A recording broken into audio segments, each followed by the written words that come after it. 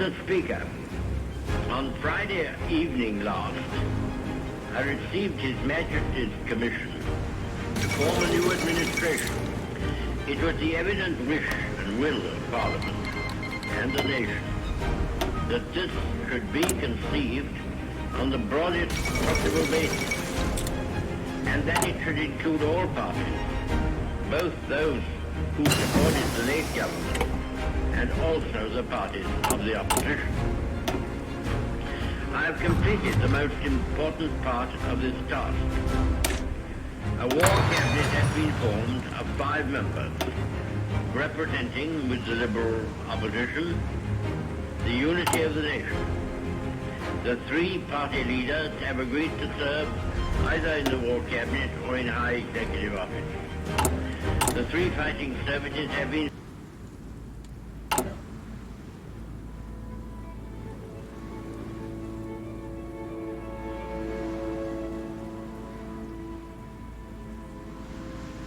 This was a great trial of strength between the British and German air forces. Can you conceive a greater objective for the Germans in the air than to make evacuation from these beaches impossible, and to sink all these ships which were displayed almost to the extent of thousands? Could there have been an objective of greater military importance and significance for the whole purpose of the war than this? They tried hard, and they were beaten back. They were frustrated in their task. We got the army away, and they have paid 4-fold for any losses which they have inflicted. Sir, when we consider how much greater would be our advantage in defending the air above this island,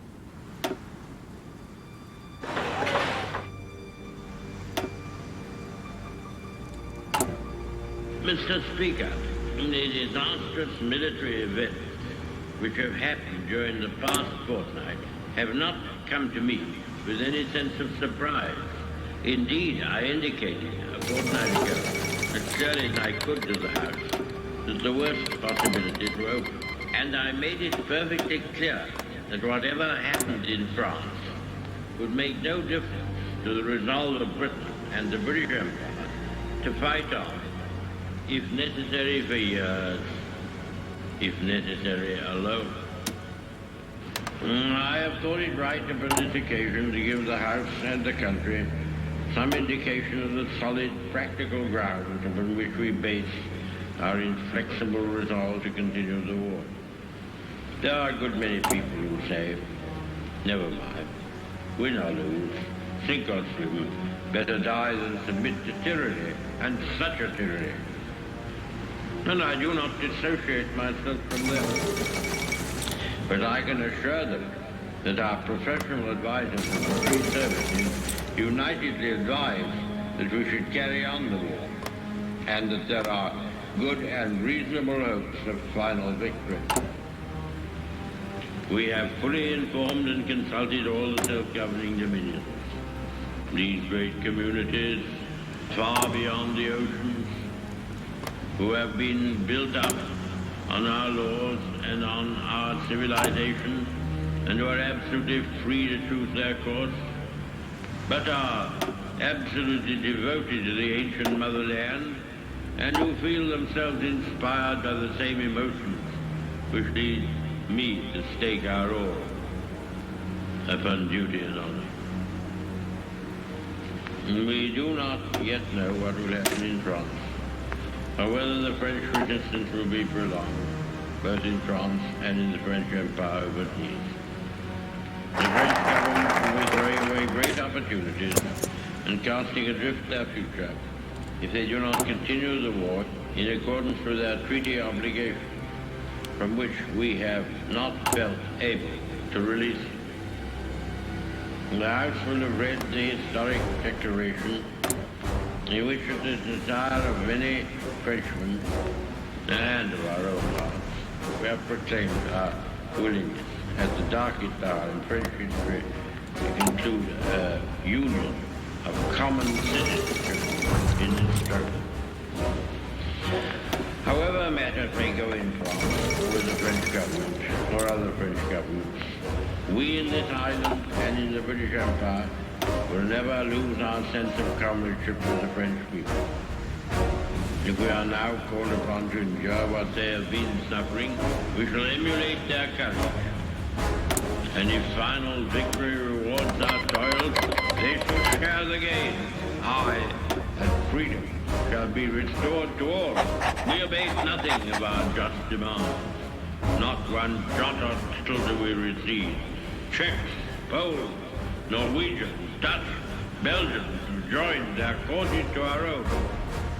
All these shall be restored. What General Weygand calls the Battle of France is over. I expect that the Battle of Britain is about to begin. Upon this battle depends the survival of Christian civilization. Upon it depends our own British life and the long continuity of our institutions and our empire. The whole fury and might of the enemy must very soon be turned on us. Hitler knows that he will have to break us in this island or lose the war.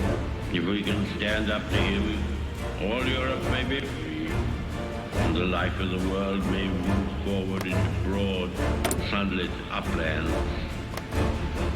But if we fail, then the whole world, including the United States, including all that we have known and cared for, will sink into the abyss of a new dark age, made more sinister and perhaps more protracted by the lights of perverted silence. Let us, therefore, brace ourselves to our duty. So bear ourselves that if the British Empire and its Commonwealth last for 1,000 years, men will still say, this was their finest hour.